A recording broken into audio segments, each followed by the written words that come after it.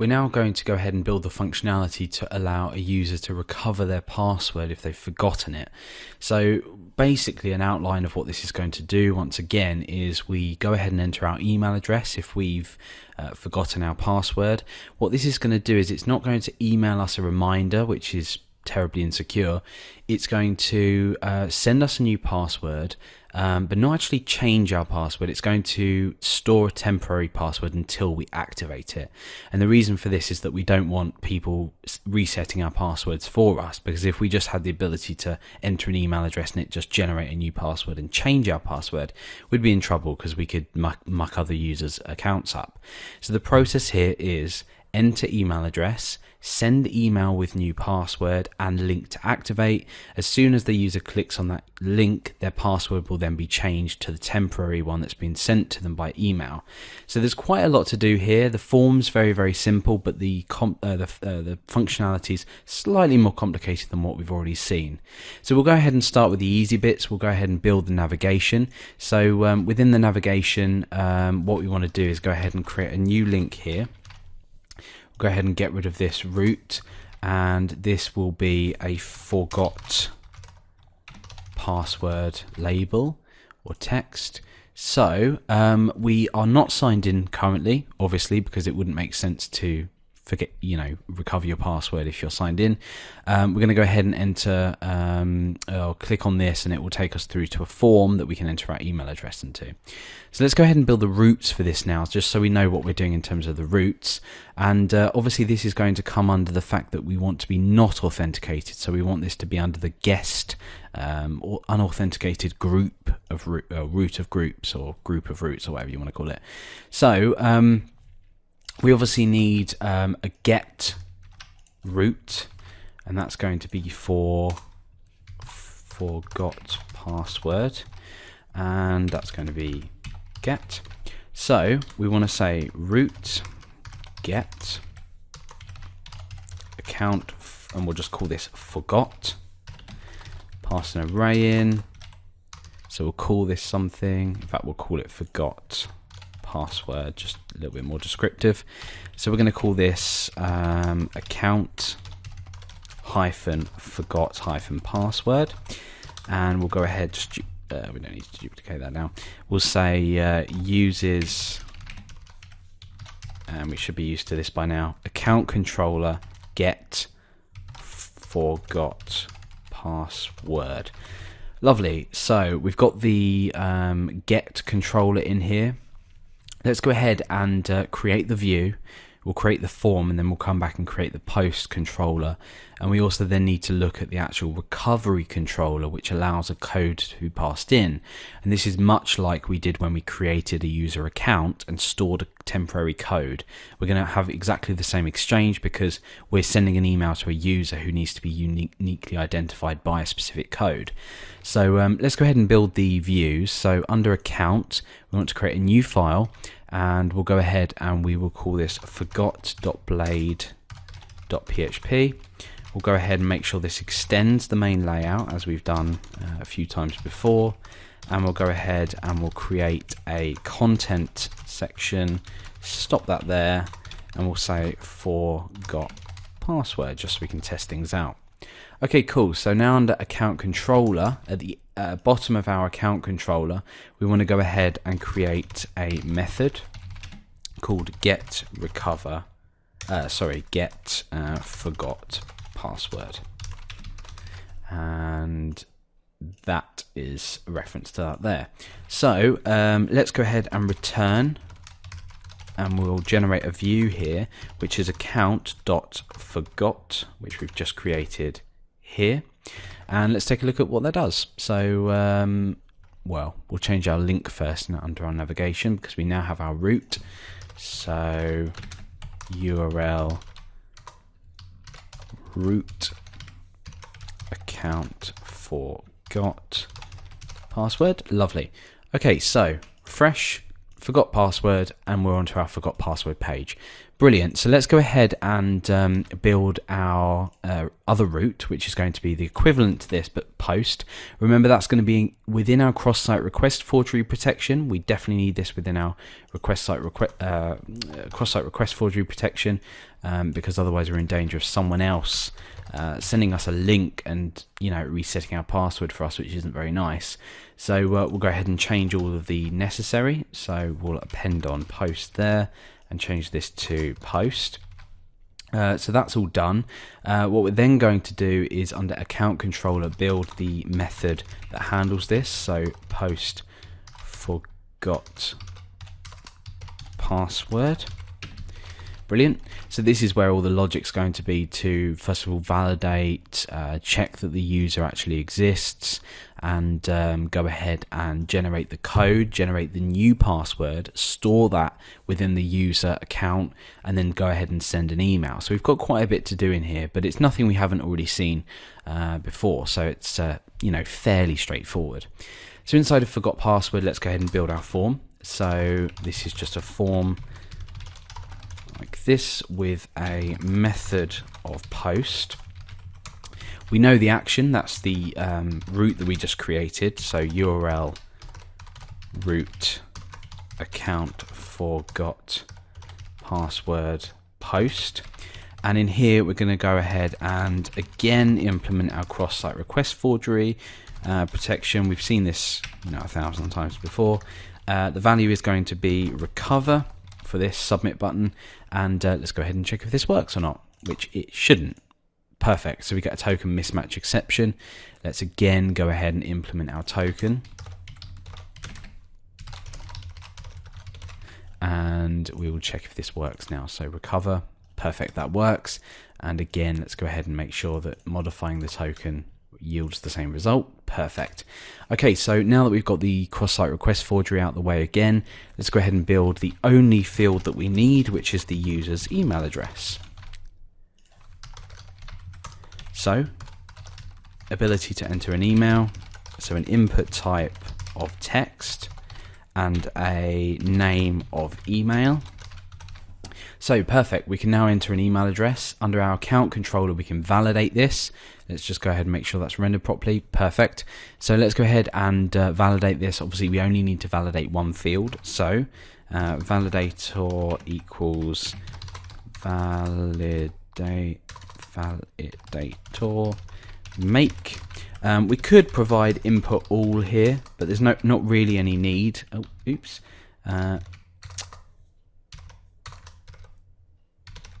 We could provide input all and then our array, but we could actually just put input get email. To be honest, there's no real need to pass all input. And then within our array, let's go ahead and pull this down. Just preference. So email required and email. Perfect. So if the validation fails, we want to go ahead and error. Otherwise, we want to go ahead and change password. And as a massive fallback, we want to go ahead and just return a generic error, and that's going to return redirect to a specific route, which you probably already guessed is going to be the forgot password route, and that's going to be with global could not request new password. Okay, perfect. So let's go ahead and return an error here within our a sort of failed area. Again, we've done this a load of times before, but we want to redirect to our account forgot password route. We want to send this with errors from our validator, and we also want to send this with input because I want to keep the email address in the field if it's wrong. So inside of here, what we can now do is create our if statement inside of our view and check if errors has email, we want to go ahead and output errors first email, and that will give us the error there. What we also then want to do is we want our ternary operator in here to check if the input old is available. So input old email. Then we want to say value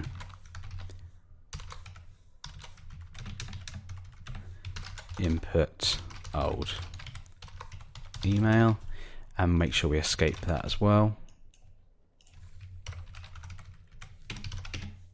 So obviously, like I've said, it's extremely important to escape any data we output. So for example, I actually forgot to escape the output in the profile. Remember, we created the user profile a moment ago.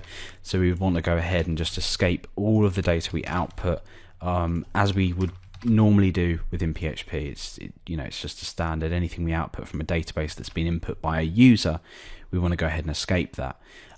Okay, so perfect. With that sort of little caveat away, let's go ahead and test this validation out. So we'll go ahead and enter a fake email, and I'm going to let's see here.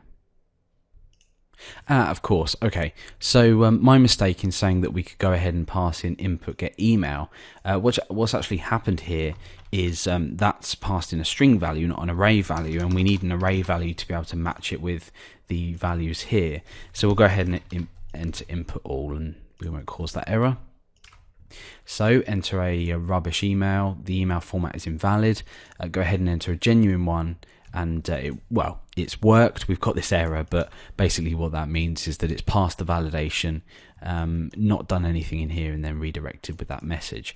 But what we now want to do is, once the validation's out the way, the boring stuff, here's the plan. We want to go ahead and get the user where the email equals the input get email, so the email that's been provided. If the count is a positive number, we want to go ahead and generate a new code, a new password, send that code to the user within a URL, create a route for the recover, and then be able to pass that into the recover. We'll build the recover functionality as well, and that's it really. But yeah, quite a lot to get through, but it's one of them things. We've seen all this functionality before. So inside of here, we want to go ahead and use the user model to get a user where the email equals input get email. Now, if the count of this is positive, that means that the user exists, and therefore we can go ahead and say the user equals the first record that we return from the from this user sort of query, if you like, above. So now what we want to do is generate a new code and password. So this is fairly straightforward. Code is going to be str random 60. So that's going to be the code. Remember that we store in here to identify a user whenever we send them an email. So we're sort of reusing that field. We used that when we created a user account initially to activate their account. And we also want to generate them a new password. Now, to generate a user a new password, this is easy because we can use the same function and generate them a new 10-character password, for example. And they can either use that password if they want, or they can go ahead and change it using the change password functionality we've built. So now that we know that we've got the user here, and we actually have this user available to do things too, we can go ahead and actually change this information within the database records. So user code equals code, the code that we've just created, and user password temp equals password. So let's go ahead and just indent all of this so it's a little more lined up.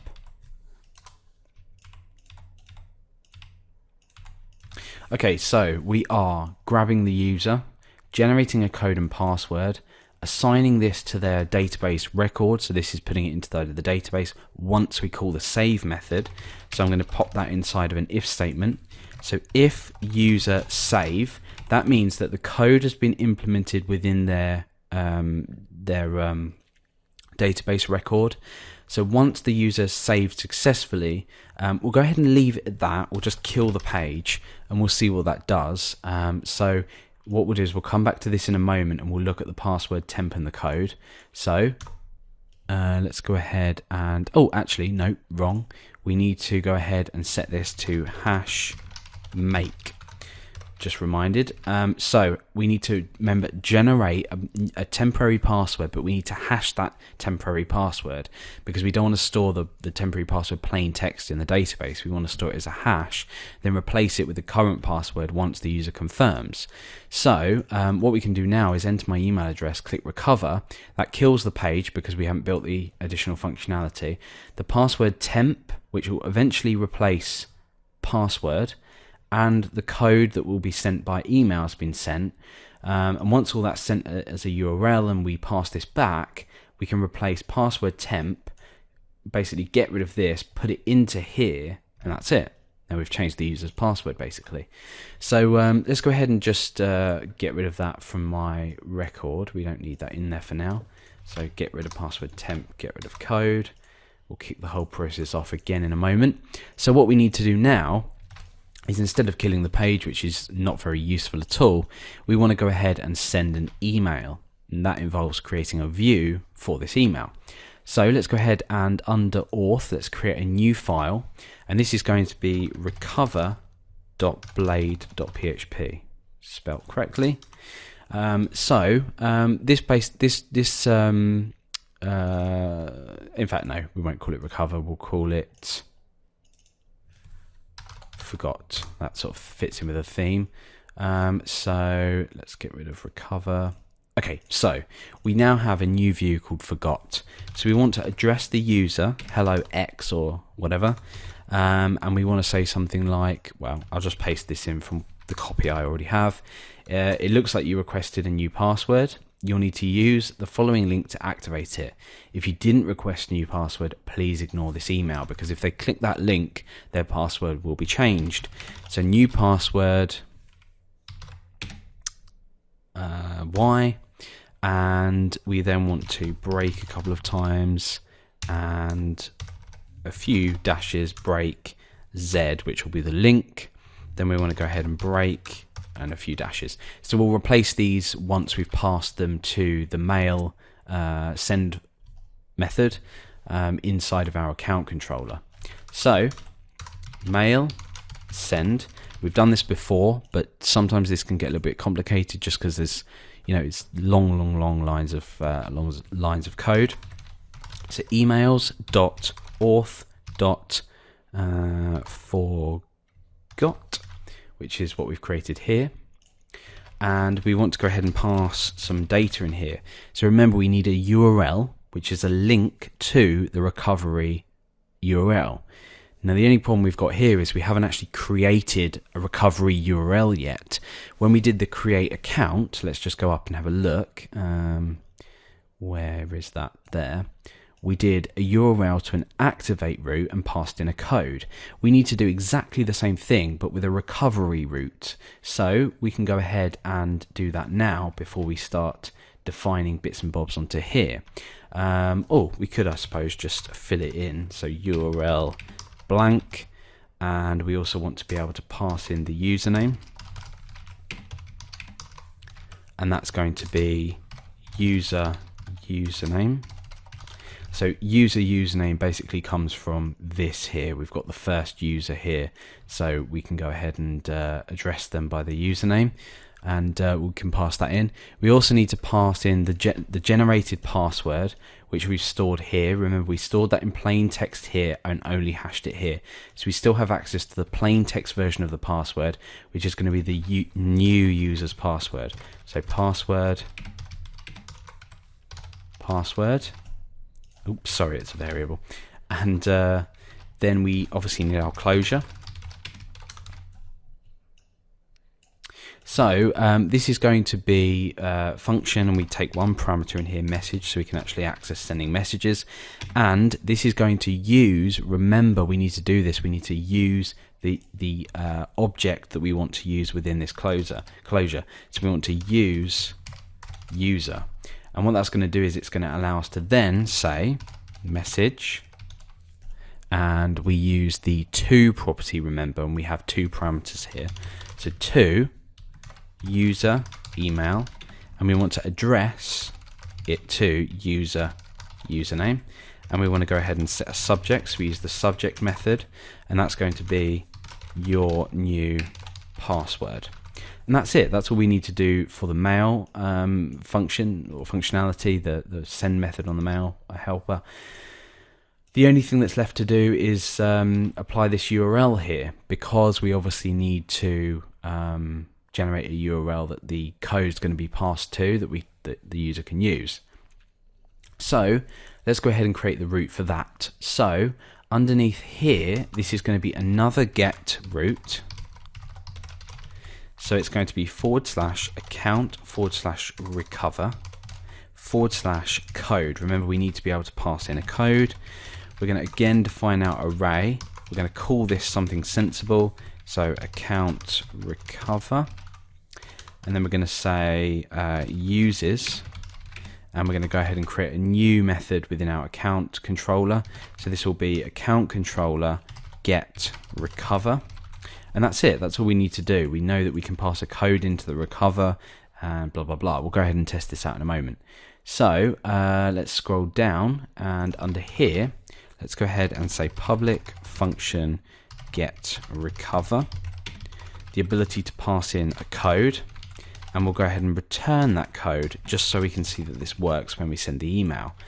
Okay, cool. So now that we know that we've got the route name, we've got the controller method set up as well, we can now address this by account recover passing in a code. So in here, we can say URL route. Let's just move over a little bit.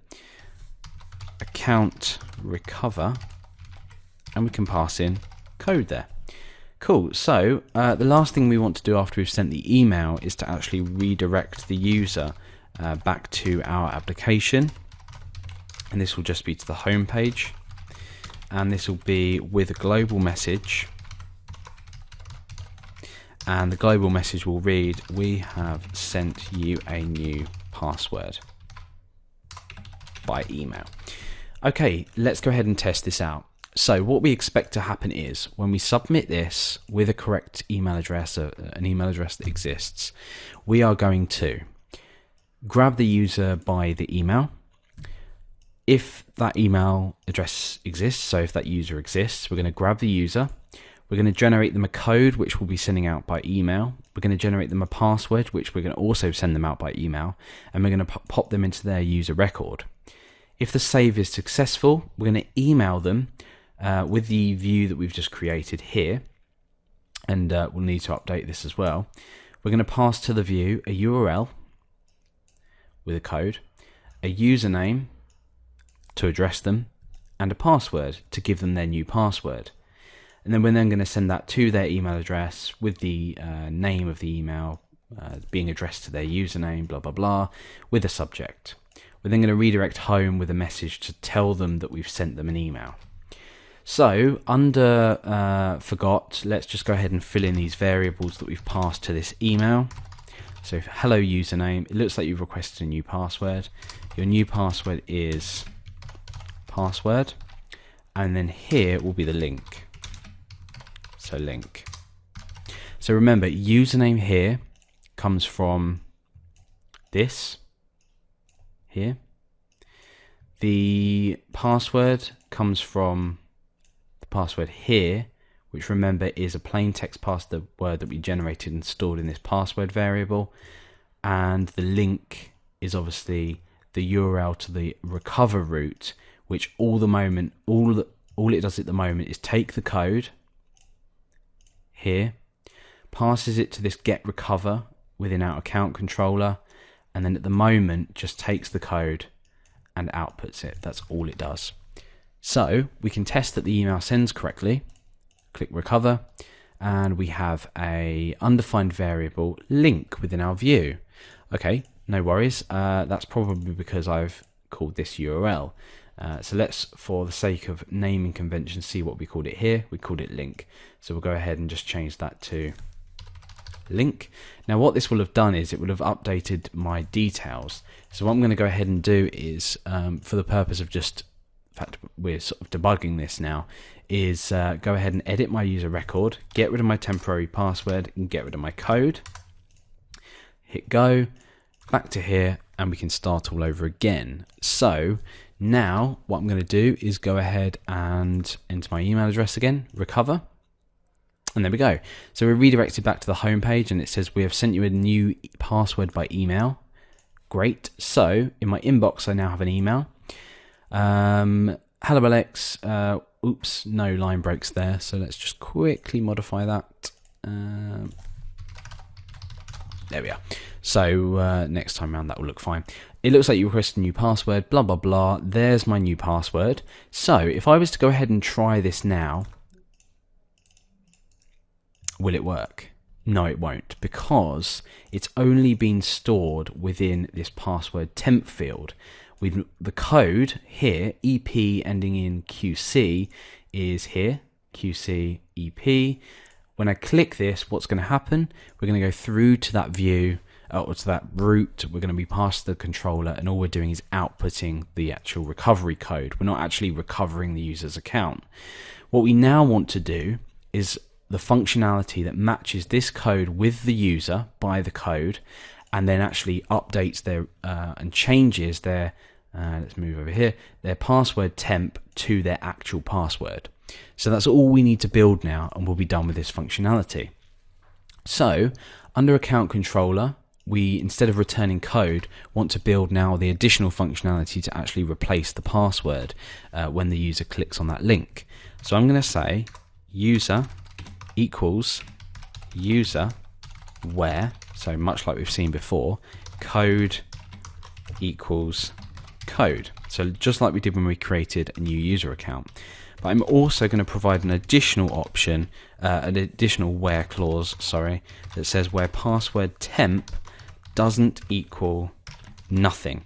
Because if the password temp is blank for whatever reason, we can't change the user's password, because it will set the user password field to blank, and that's, you know, something we don't want to do.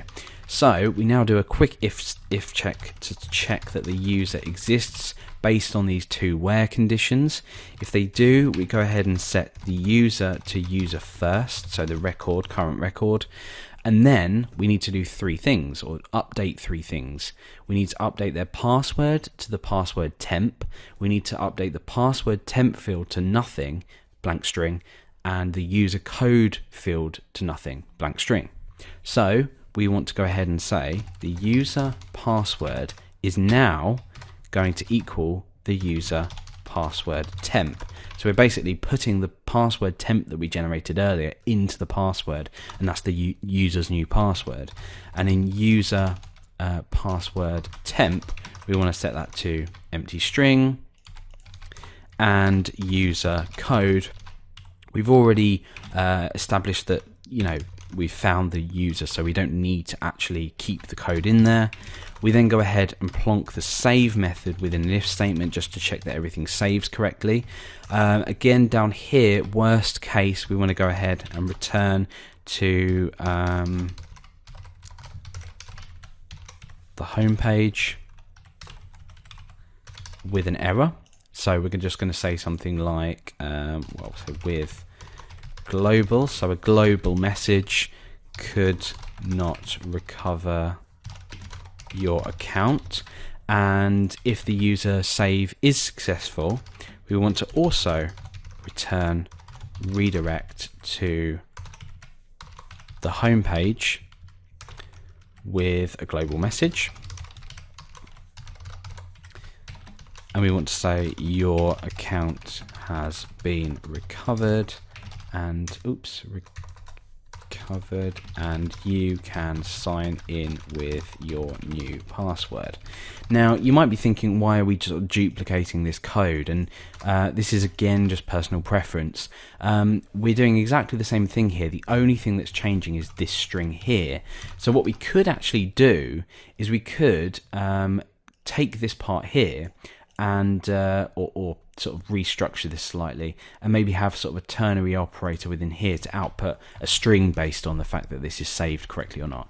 The reason I like doing it like this is if I needed to include any additional functionality in here, it makes it a lot easier to do so. Although we're duplicating these redirects, it also makes it sort of look a bit neater as well, because we know that this is a fallback. This is always going to be a fallback if anything here goes wrong, i.e. if this user doesn't exist where the code is matching and the password temp doesn't equal nothing. So that's it. Little side note about that, but we should be good to go now. So what we can now do is, because my password temp exists and my code exists, I've been sent an email, we've built this functionality, let's go ahead and click it and see what happens. There we go, so your account's been recovered and you can sign in with your new password. Let me go ahead and check the database. The code should vanish, the password temp should vanish, and the password temp should now be in here. So if you keep an eye on the fact that this ends in YI, this should then end in YI. So if I browse again, there we are. So the password is now ending in YI, which means that's been replaced here. Code is gone, password temp is gone. Now what I can do is I can go ahead and use the password that was generated earlier for me, copy that, use my email address and password, maybe I want to be remembered, click sign in, and I'm signed in. What I can then do is go ahead and paste the same password in here and use the password change functionality that we built earlier. So that's how a user would recover their account within our authentication system.